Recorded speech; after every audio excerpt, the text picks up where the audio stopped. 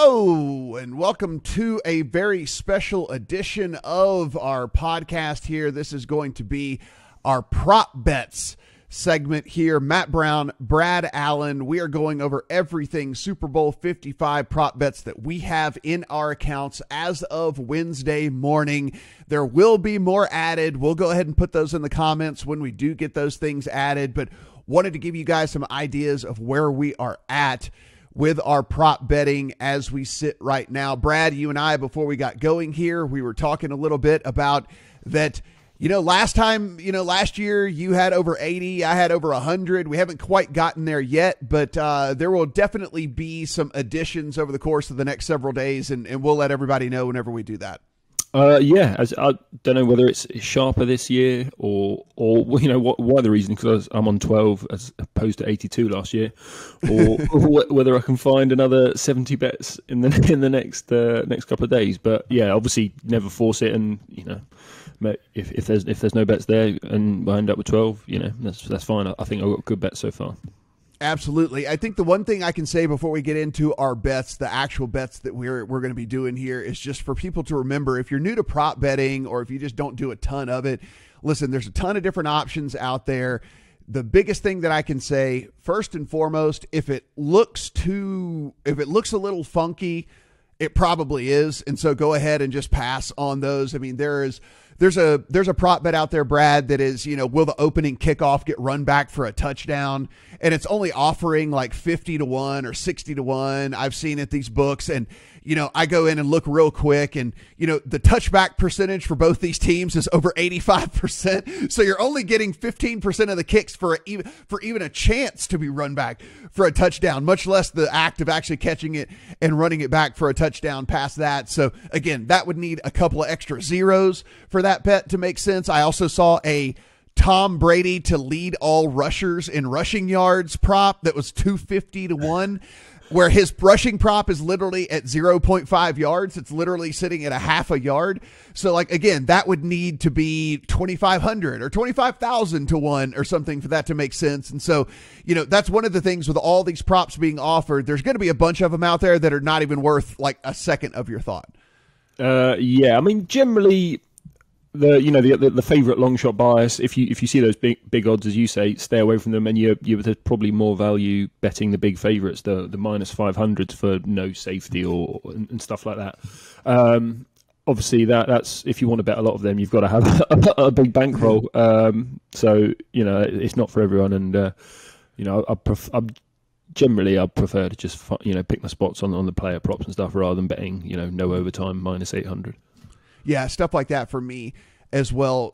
Typically, one last tip here for this, guys, if you're doing props for the first time or if you're a little bit of a novice, is just make sure that your props tell a story for how you think that the game is going to play out, because far too often what I'll see is people just get excited about these props and they start firing bets all over the place, and next thing you know, they're holding an under ticket on the game, Brad, but then they've got over 3.5 touchdown passes for Mahomes and over 2.5 touchdown passes for Brady, and then they've got over a anytime touchdown for Leonard Fournette and an anytime touchdown for Clyde Edwards-Helaire. Next thing you know, you start adding up the touchdowns. I'm like, bro, you've got like tickets for like 9 touchdowns, right? Like, it's impossible for you to win those and also it stay under. So you have to figure out how you think the game is going to go, tell yourself a story as to how the game is going to play out, and then bet your props accordingly to that, and make sure they tell the same story that you have for the way that the game is going to go.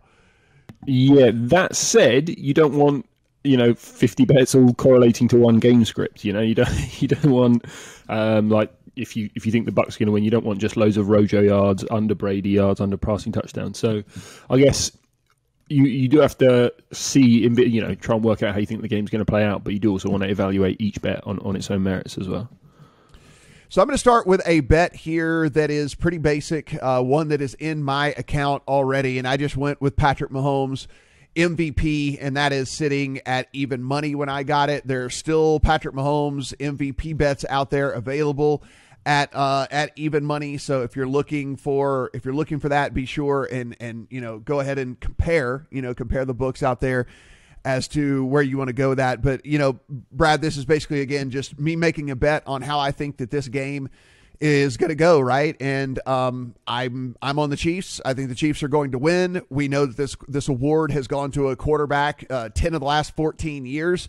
The only times that it hasn't is gone is in extremely low scoring games, and I don't think this is going to be an extremely low scoring game. And obviously, the offense is going to run through Patrick Mahomes, and so Patrick Mahomes at even money for MVP. Yep. I agree with that one. I think, someone looked at it and they looked at higher scoring Super Bowl, so when the total was above 49, and I think it was 18 or so of those games, and only 2 of them didn't go to the winning quarterback, and they were exceptional circumstances essentially. And the Mahomes narrative here is such that they can't win unless Mahomes has a decent game. There is no way they do it. If Tyreek goes off for 200 yards again, well, Mahomes is going to throw him 200 yards. If Kelsey goes off for 200 yards, I struggle to see a game where Kansas City wins this game and Mahomes does not get the MVP. And like you, I'm on the KC side. So I think I would probably bet that up to -110 if you can get that. Let's stick here with Patrick Mahomes because you and I both have this bet in our account. I'll let you give your reasoning behind it. But Patrick Mahomes over 40.5 pass attempts. Yeah, and this is a gameplay one in that I don't think the Chiefs are going to try and run the ball whatsoever. Mm-hmm. They were the pass heaviest team in neutral situations this year. They up that in the bigger the game is, a bit like the Patriots of the past. The bigger the game is, the more they say to the quarterback, win this for us. You're our best player. Go and win this for us. And then, so they're already the past heaviest team. And then they're going up against the number 1 defensive run team in the NFL in the Bucs. So they're not going to be able to run the ball at all. And then they've got a banged up offensive line as well. So they're definitely not going to be able to run the ball. So the first time these two teams played, again, healthier Chiefs line, no Vita Vea, and they had 49 pass attempts against Tampa Bay, mm-hmm. and that was when they were kind of just running the clock out in the second half. I think they're up 17-3 at halftime, something like that, and so they still racked up 49. And then that's kind of the broader theme as well. In this is from Connor Allen. This stat: 4 games, the Chiefs were favoured by 3.5 or less. Mahomes averaged 45 attempts. And that kind of just speaks to what I was saying. The bigger the game is, the more they say, Mahomes, just go win this for us. So over 40.5, I've seen -120 at William Hill, and I think it was -125 at DraftKings, and I would probably bet that up to -140 because I think 45 is a fair line in my opinion. So we've got a nice cushion. Yeah, so real quick for me, I also have the same bet in my account, over 40.5 attempts. Mahomes averaged over 39 attempts a game for the season as it was anyway, and now he's going up against a very, very stout run defense, and I think that the game plan is going to call just for getting as many manufactured touches towards Tyreek Hill and Travis Kelce and everything as it is anyway. So even if I go conservatively with a 10% bump in pass attempts there, so give him another 4, which puts him at 43. That's a good enough buffer for me to bet the over on it anyway. And I think that's a conservative bump at 10%. I think they could throw, Brad, it wouldn't surprise me if they end up throwing 80% of the time, in this game. And so for that, yeah, I'm all over the over 40.5 attempts for Patrick Mahomes. A similar one there is I've seen total game pass attempts at 80.5, and I probably like the over there as well. If we expect the Chiefs to just sling it around and move the ball as they usually do, then I think we can expect Brady in comeback mode. And I think the Bucs were like a top 8 pass heavy offense anyway, and I think we saw it last or 2 weeks ago now. Against Green Bay, where Arians, he said afterwards, like, we didn't come here to be conservative. They went on 4th down. They threw that deep pass at the end of the game. I think they know they're going to need to score 30 here, and I think they'll be aggressive and with Brady doing that. So over 80.5 pass attempts for the game, I thought was a nice look as well. Last Patrick Mahomes prop here that I have in my account is over 2.5 touchdown passes. Look, you're going to have to lay a little bit of juice. I think this one's sitting kind of like -150, -160 right now. So if you're a smaller bankroll, totally understand if you want to pass on this one. But this team gets into the red zone and they just throw the ball. They have a bunch of gadget plays that they use for the throwing the ball. You saw last week with 2 weeks ago with a little underhanded pass to Travis Kelce and things like that. And if you actually look between Kelce and Hill, both of these guys are both in the top 8 in all the NFL in red zone targets. They just get in the red zone and they go to their studs and they want to throw, and they just don't run the ball once they get inside the red zone there. So also, of course, there's always the chance for the big strike with Tyreek Hill as well. So over 2.5 touchdown passes for Mahomes for me is also in my account. What do you think of that one? Yes, well, yeah, it would depend on price for me. I'll probably like what number did you play at, and where would you go up to? I got it at 138. Yeah. That'd be about as far as I'm willing to go. I mean, again, I'm just looking at the projection here, and I think PFF makes that fair price around -125. But again, they're probably not accounting for, in my view, just that they will not run at all. So I think you can definitely add a good chunk to that. So yeah, not one I've bet, but I think around -138 is probably a fair price. Let's talk another one here, and again, we just made our list together of bets that we already had in our account. We just happen to have beyond some of the same ones, and that makes me feel good because Brad's a sharp guy, so I feel pretty good about it. We're both on Darrell Williams under rushing yards. I actually got it way higher than you did. One of the rogue books here in Vegas opened this thing at 36.5, and so I was able to pound the under on that. You got it at under 29.5, which I actually still like, Brad. Thank you. There was 30.5s around here, but that was a -120. So I went with the -110. And it's so, first of all, it looks like we're going to have 3 backs available. Williams, Le'Veon Bell, and the rookie, whose name escapes me currently. Clyde Edwards-Helaire, yes. And in the first half of that Buffalo game, it looked like they wanted to feature Edwards-Helaire, and then obviously he got knocked up. Banged up and left the game, and it was kind of the Darrell Williams show. But I think again, there's a good chance that Edwards-Helaire is the lead back. At worst case, we've probably got a 3-way split here, and we've already spoken about that they're not going to be able to run the ball. They're probably not even going to try to run the ball. So I think you probably need like 10 carries out of Williams to get him over this line, and I think as I said, the first time they played, we got 16 carries. I think a fair projection is probably 5.5 or so for him. So I think that's a pretty safe bet, to be honest.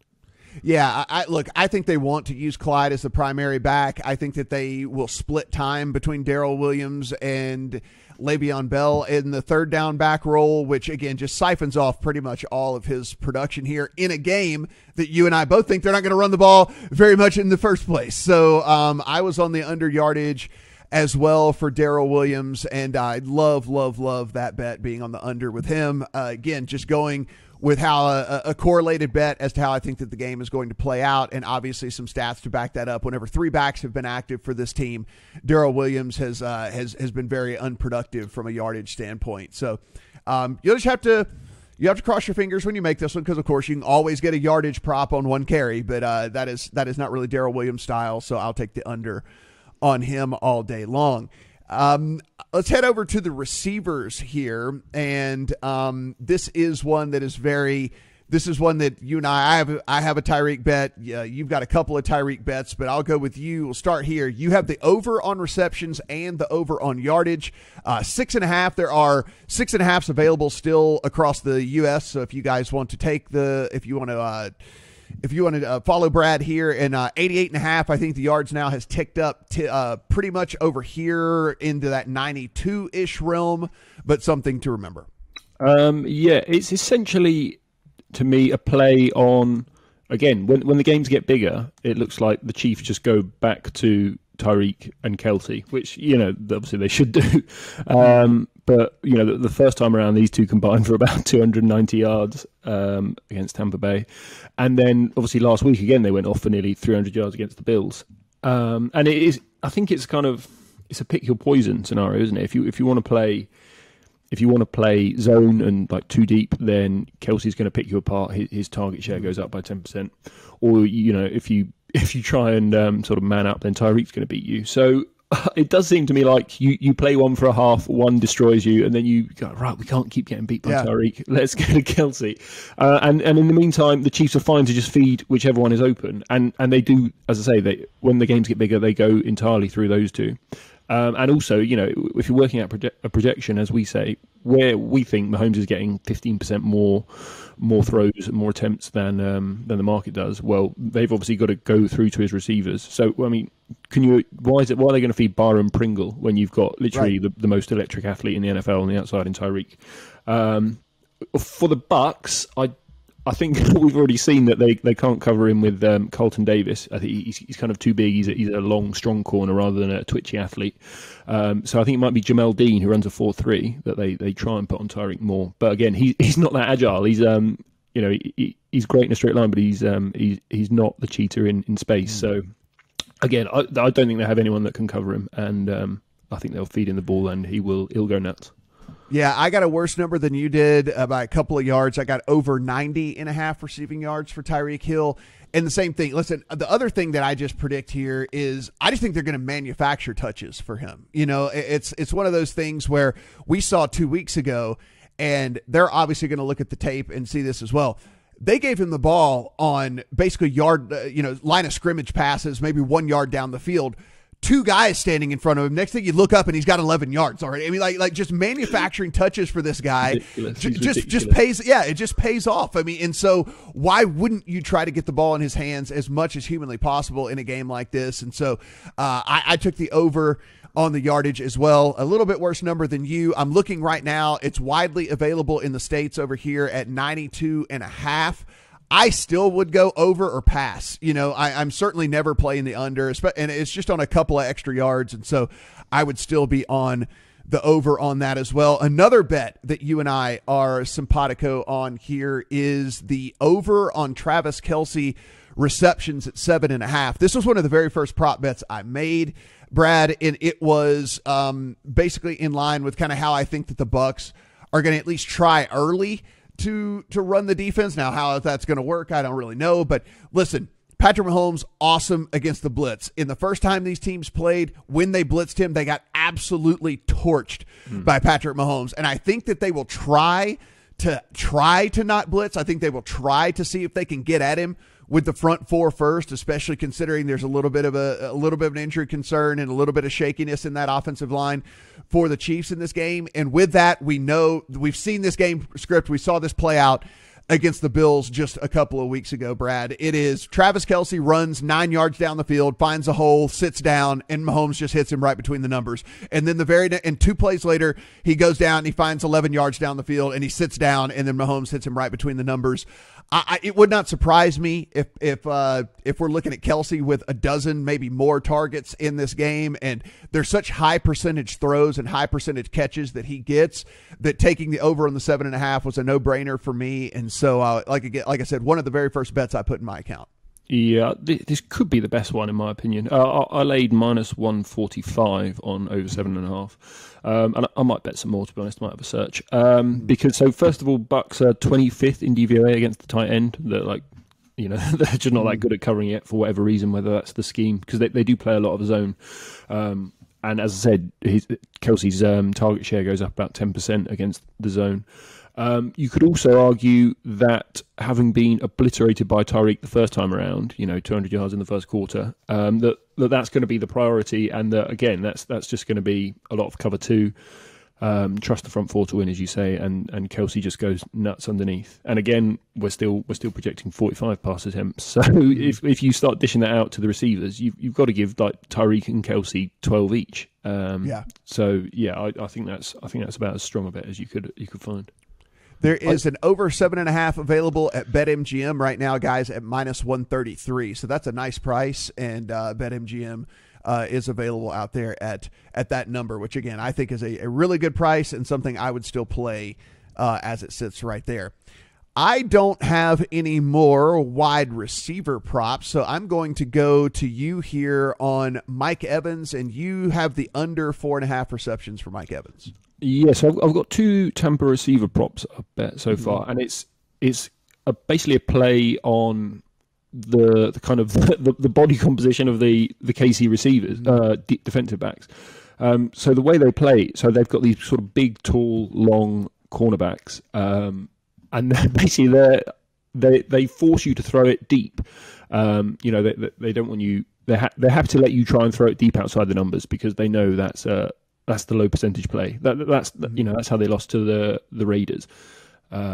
They ran the ball, and then if you can hit the deep bombs consistently outside, then you might beat us. But it's just a low percentage play, and they're happy to play that.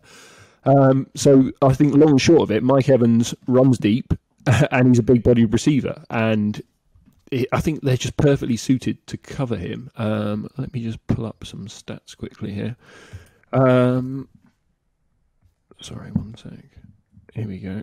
And so 4.5 receptions is the number I bet under. And it's kind of, so he's gone under that 10 of 19 games because again he's used deep, and I think the matchup is in favour there. The other one that I bet was Scotty Miller over 14.5 yards, which I thought was a ridiculous number. That was at William Hill yesterday. Check that because I've seen it as high as 21.5 outside elsewhere. So again, that line is suggesting that Antonio Brown will play and will be used effectively. Now, from the reports I've seen so far, that's not a lock at all. I think yesterday Bruce Arians said, he's not ready to go yet. I think he was listed. Yeah, the direct quote was there's a long way to go is what he said. So I am also not expecting full. That's why I have also I've flirted with this. I think this is a good way for me to kind of get this in here. I haven't put it in the account yet, but Brad, I'm looking at all unders on Antonio Brown, like every single under that I can possibly bet on him, because there's always that chance where, hey, look, it's the Super Bowl and he goes out there and he runs 5 routes and his knee just doesn't hold up and he's just not able to play. As long as this guy plays one snap, your bets are valid. Your bets are live. And so I'm considering on kind of going unders across the board on Antonio Brown, on the fact that, again, we were sitting here and the coach, now there might be some shenanigans going on with what Arians is and how truthful he's being in all this, but I think there is at least a high likelihood that his routes are, cut in half, if not less, and that Scotty Miller and him are basically kind of interchangeable in this game. Yeah. I mean, Scotty can go over that number with one catch, whether Brown plays or not. We saw that against the Packers. He's a deep threat, and I would say also the opposite of Evans, that Miller is the small speed guy. I know he's white and everyone thinks he's slow, but he runs a 4.39. And again, that's the type of receiver that can give Kansas City problems. That the speed guy. Again, think of Henry Ruggs in that Chiefs game. He beat them deep. So he played 49% of the snaps against the Packers, and that was with Brown out. And obviously, if he plays 50% of the snaps here, like 14.5 is a ludicrous number. It should be 45 odd. If Brown does play, again, he's banged up, he's still going to get a good amount of snaps, and he's ideally suited to take on these long, rangy corners. So, I'd be really surprised if that number stayed at 14.5, and I'd move quick if you see Scotty Miller props anyway. The last player prop that I have going on here is Tom Brady over a half a yard rushing. This is going again with the game script here. I believe that the Chiefs are going to win the game, so I'm not worried about Brady losing yardage on the kneel downs. Anyone who bet Patrick Mahomes over rushing yards last year knows what I'm talking about.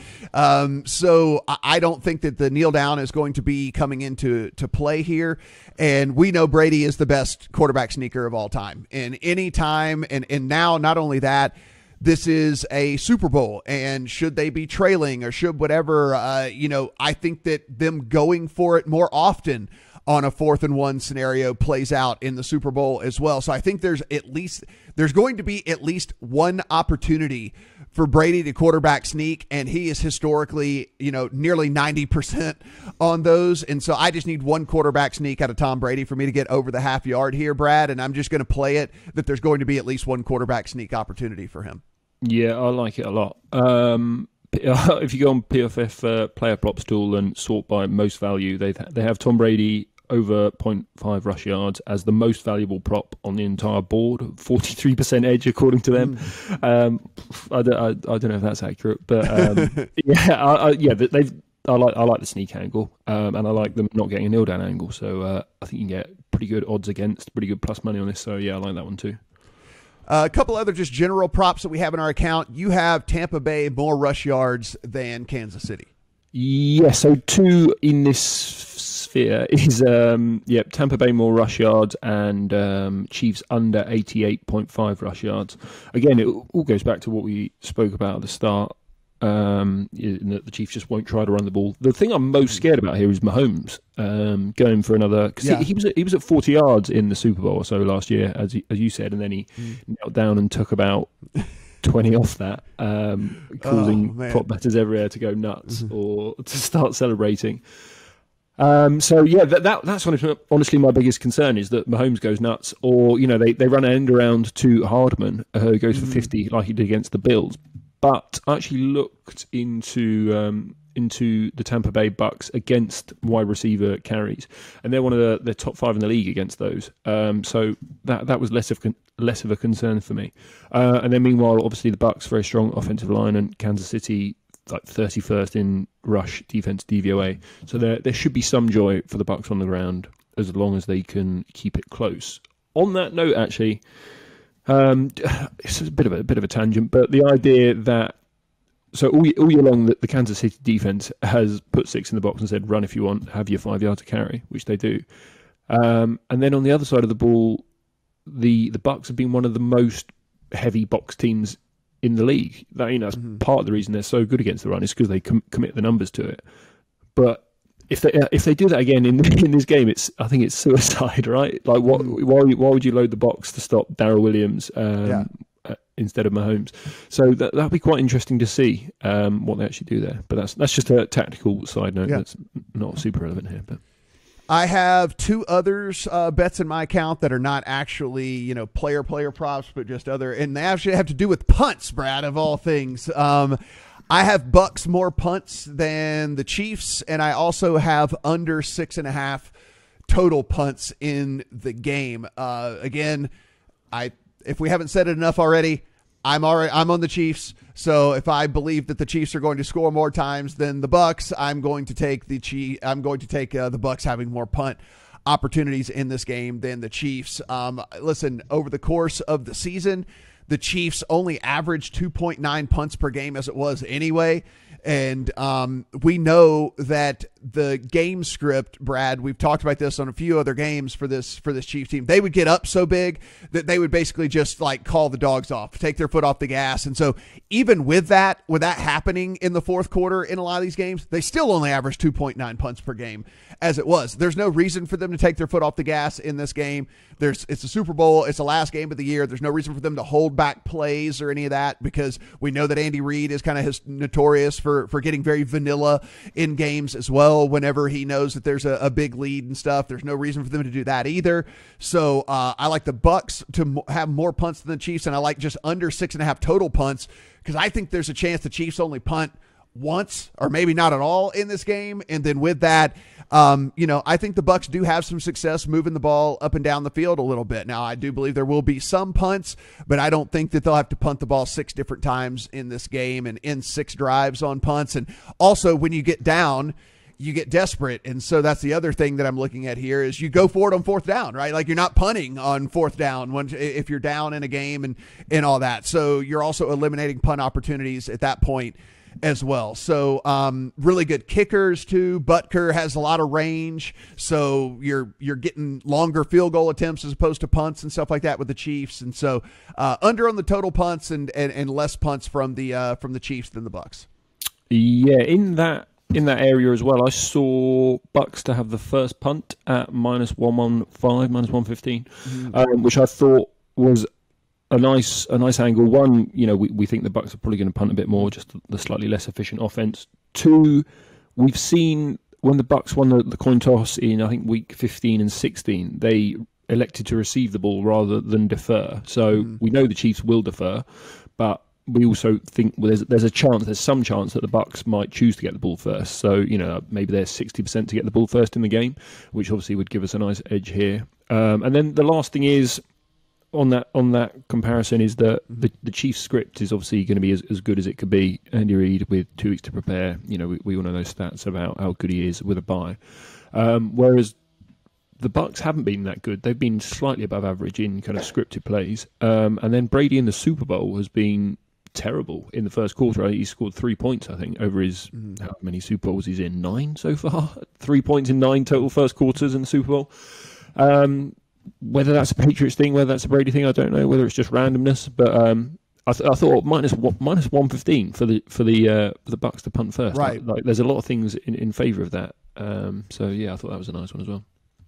Guys, as you're going about your prop betting, head over to thelines.com. Right on the homepage, there is a little button that says Prop Finder. Click on that, and then you can type in any player's name, and it will give you all of the comparisons for your state as to what you can bet it at these different books and stuff like that. It is an invaluable tool. You're always wanting to get the best number. You're always wanting to get the best juice in these prop bets, so be sure and take advantage of the Prop Finder tool over on the lines, because it makes your life infinitely easier as well, because sifting through all these different sports books can become mind numbing. So it makes your job a lot easier as well. Any prop bets that we add between now and Sunday, we'll be sure and drop in the comments below as well. So, and give a brief explanation if they're needed for why we went about the way that we went them. We'll be back on Friday as well with a full breakdown of the game and letting you know every single angle and every single way that this game could go.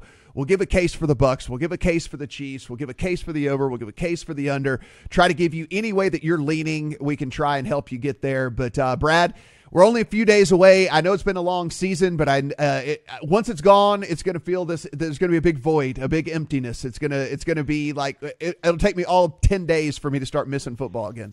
It's a bittersweet day, the Super Bowl, isn't it? You've got a million bets. It's the best game of the year. The halftime show, all the chicken wings and all that, and then just the Monday after is just depressing when it's. And there it is. Football I know. Yeah. And hopefully, at least it's a winning Sunday, because if it's a losing Sunday, it makes that Monday, even worse for you. But again, we'll be back on Friday. If you want to follow Brad on Twitter @BradAllenNFL, you want to follow me @MattBrownM2. Guys, good luck on all your bets.